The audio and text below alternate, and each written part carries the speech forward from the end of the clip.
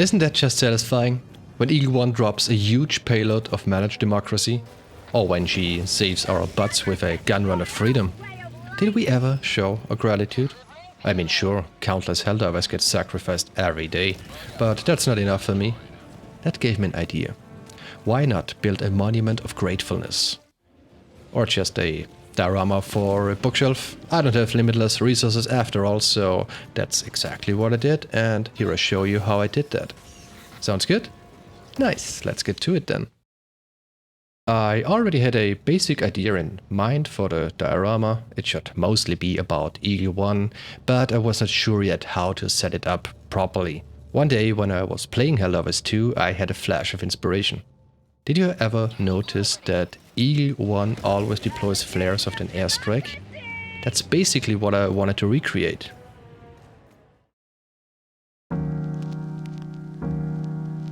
But first I had to find some miniatures online to 3D print. I searched for some STL files of Eagle One and additionally some Helldivers. Fortunately, there are some awesome files for 3D printing out there, but they are not for free. Aren't very expensive either. You can find all the links in the description down below. So I downloaded the files and started printing. In the meantime, I went to my local store for artistic goods to get some kind of wooden frame or box that serves as a base. I got this 25 by 25 centimeter frame, that's about 10 by 10 inches, but for some reason the frame alone looked a bit boring. So I added a smaller base by cutting this 1 centimeter thick XPS foam to a 20 by 20 centimeter square. That's about 8 by 8 inches. I glued it on the wood with wood glue and put heavy books on top so everything stays in place.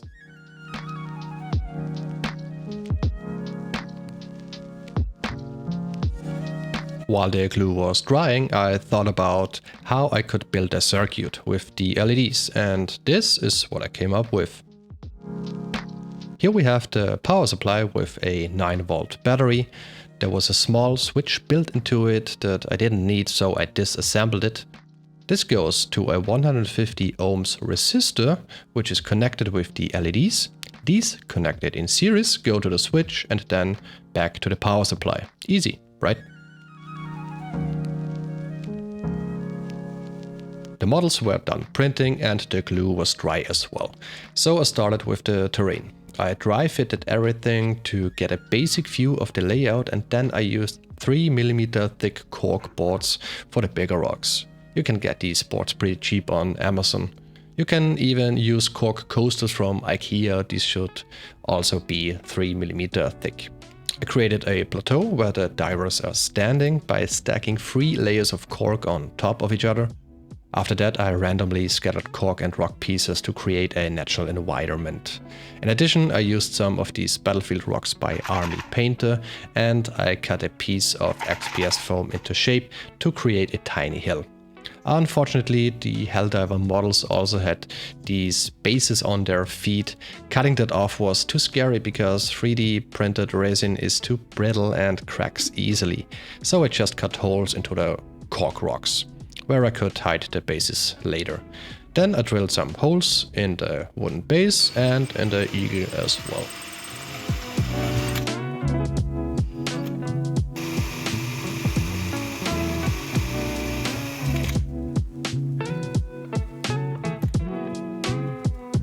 Here you can see all the holes that I drilled. One hole I had to drill again because it was not in the right place, so I drilled one a bit higher, and one on the bottom of the base for the LED switch. After the glue was dry enough, I turned the base around and started assembling the power supply, resistor and the switch. For the whole project I did not solder anything. Everything was done with a small handy tool called wire wrapper. So I fixed the power supply with a double-sided tape.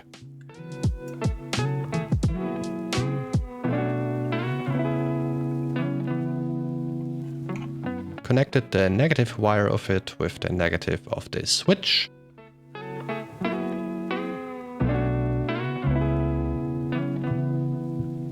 The positive wire was connected with the resistor.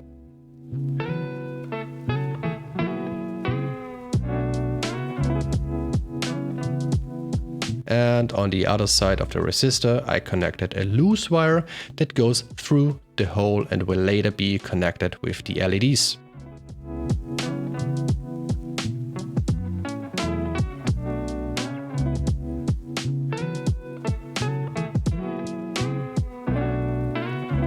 I also connected a black wire to the positive of the switch, since it is a series circuit and that black wire will go through the hole as well.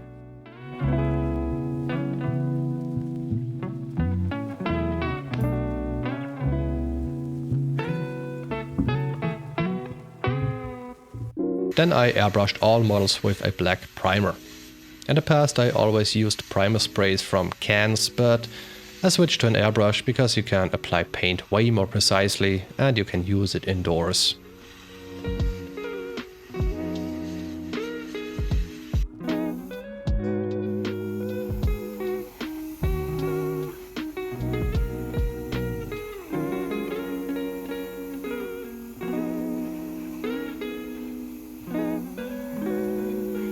After that I painted the Helldivers with a brush.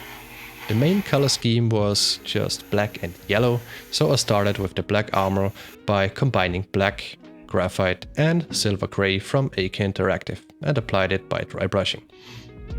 The first layer was a very dark gray, for that I mixed black with graphite and brushed it on every model evenly.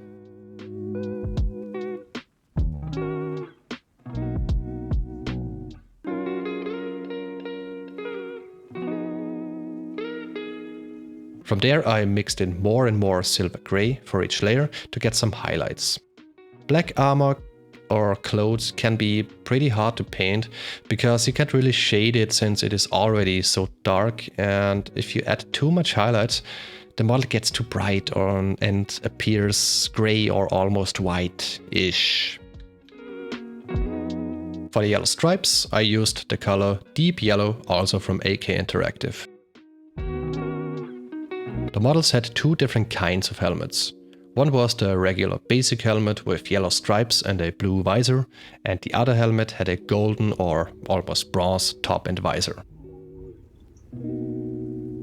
For that bronze part I painted that in non-metallic metal because I didn't have a real bronze metallic paint. For the blue visor I base coated it with a light gray and applied different layers of blue.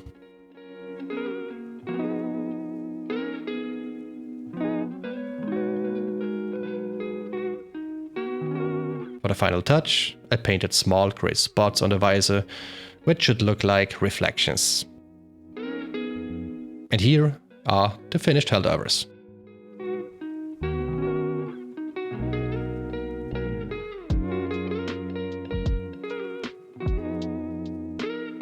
Next step, creating a realistic terrain using Sandy Desert by AK Interactive.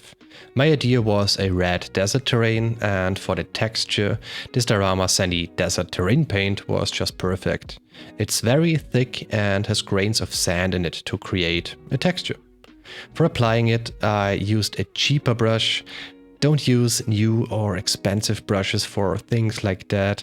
These texture paints are pure brush killers, so be aware of that. Sure, the color is not right for my needs, but we will paint the terrain later. It takes a while for the terrain to dry, so in the meantime I painted the star of the diorama, Eagle 1. Here I pretty much used the same technique as for the divers with the same colors. First I dry brushed everything with a dark gray, and then I went on to brighter layers of light gray.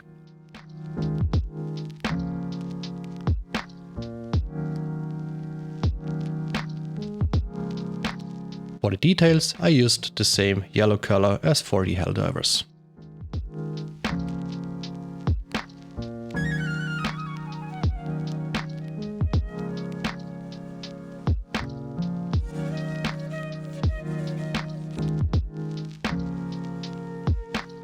For the cockpit windows I used a similar method as for the Helldivers visors, base coating with a light gray, and then I used a blue contrast paint by Citadel.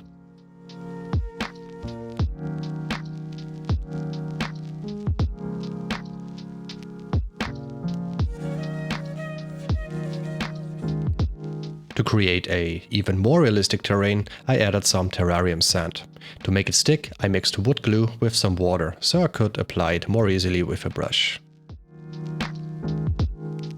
Then I just sprinkled some medium-sized rocks, followed by sand. I just sprinkled them randomly across the whole base to create a more natural look.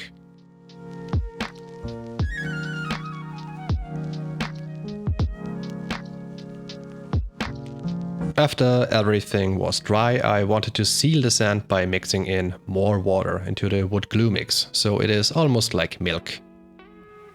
I covered all of the sand and let it dry again. Why did I do that? Just to seal it so it is easier to paint afterwards and also to glue some loose sand in place.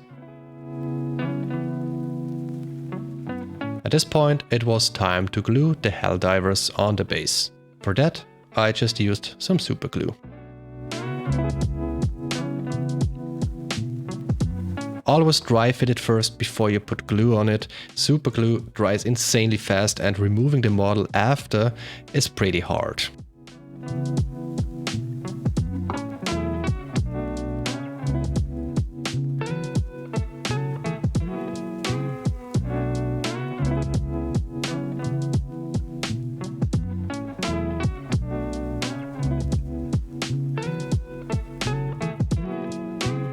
Then I used the texture paint again to hide their bases.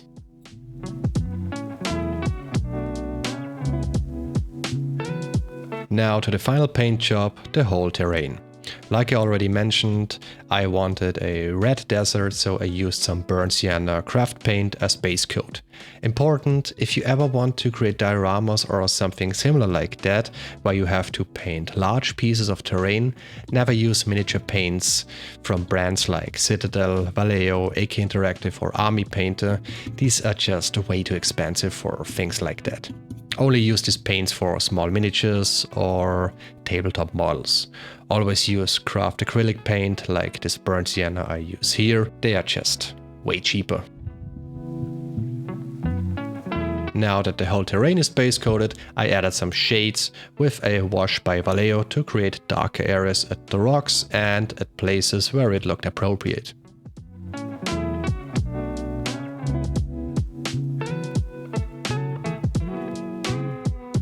Let's make the terrain look even more realistic with some highlights.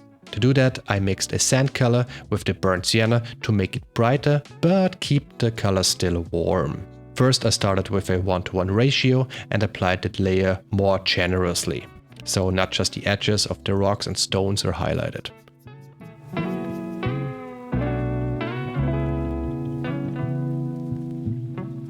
Then I added more and more sand color to the mix to make it even brighter. But now I dry brushed the area more carefully to just paint the edges.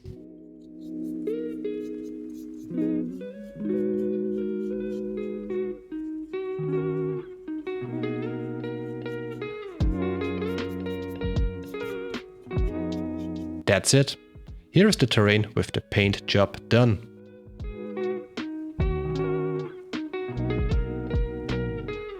At this point it was time to glue the steel rod in place that will hold Eagle 1.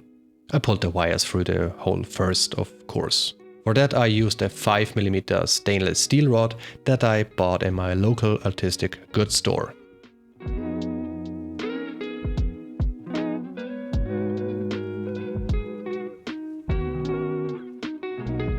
For the final touch, I added some tufts for some detail. Important rule here is, don't overdo it. Just add some tufts here and there.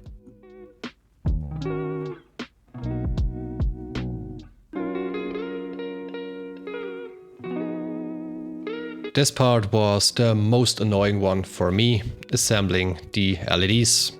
First I attached some toothpicks with hot glue which will hold the LEDs, and then I wrapped the wire around it. First I connected the negative wire with LEDs using the wire wrapper again, and then I glued one LED after the other to the toothpicks. Maybe it doesn't look that hard in the video, but trust me, I was swearing a lot during that process. But to keep that video family friendly, I cut these pieces out of the video. You're welcome. Every LED was in place, so all I had to do was connecting the last LED to the positive wire and the circuit was complete. I tested if the LEDs still work at that point and thankfully everything worked as intended. That moment made me a little bit proud.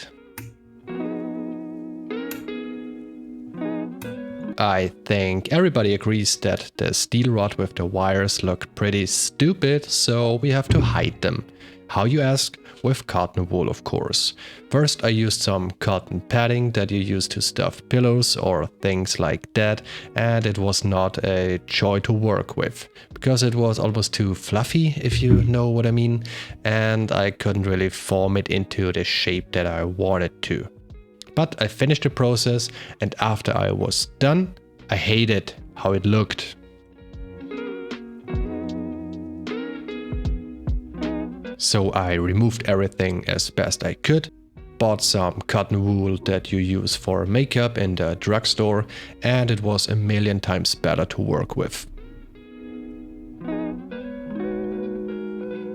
It also looked way better and almost like real smoke.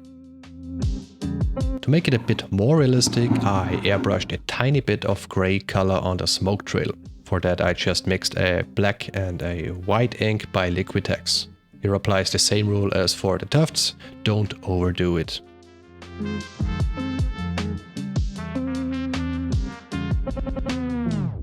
And finally I could glue the eagle on the steel rod to finish the terrain.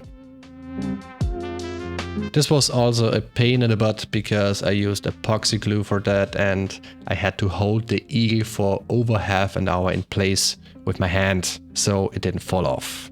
But on the next day the glue was hard as a rock.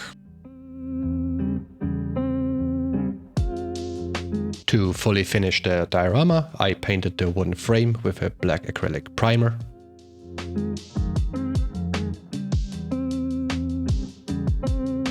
For the edges I used a gold metallic paint.